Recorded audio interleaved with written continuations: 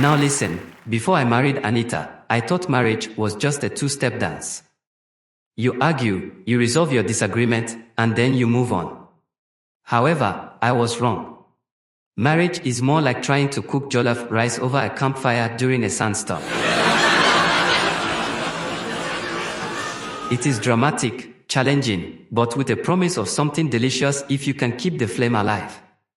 It's like balancing a pot of soup on your head while riding a bicycle through a market.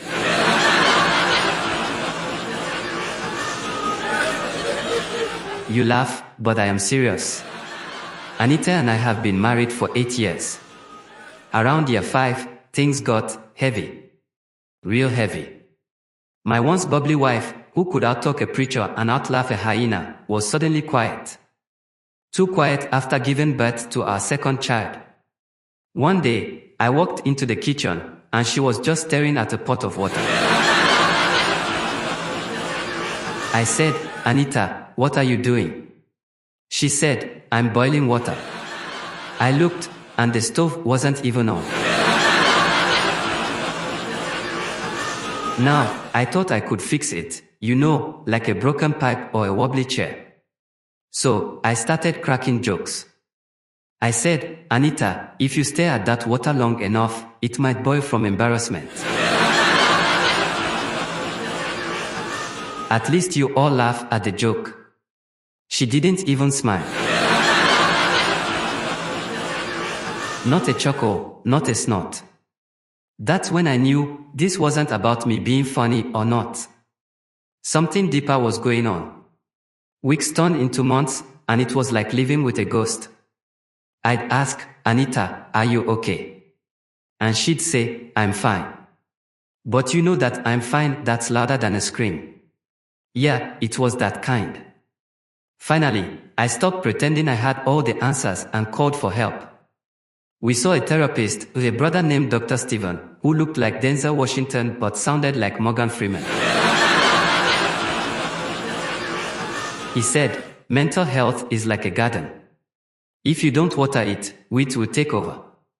I thought, man, I wish he told me that before Anita started boiling imaginary water.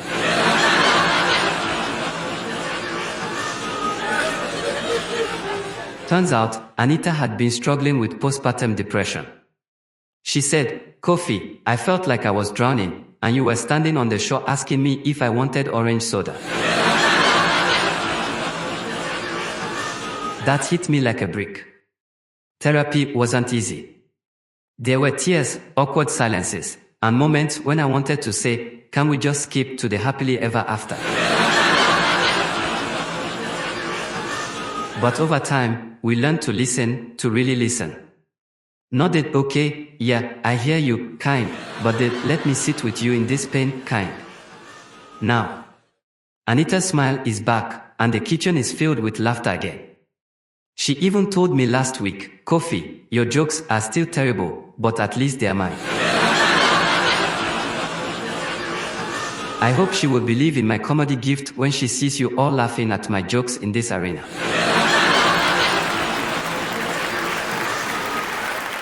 Here's the thing. Mental health in marriage isn't a sign of weakness, it's a call for teamwork. It's not about fixing each other, it's about holding each other up. So, if you or your spouse is struggling, don't wait. Get help. Because love isn't just about the good times, it's about standing in the storm together.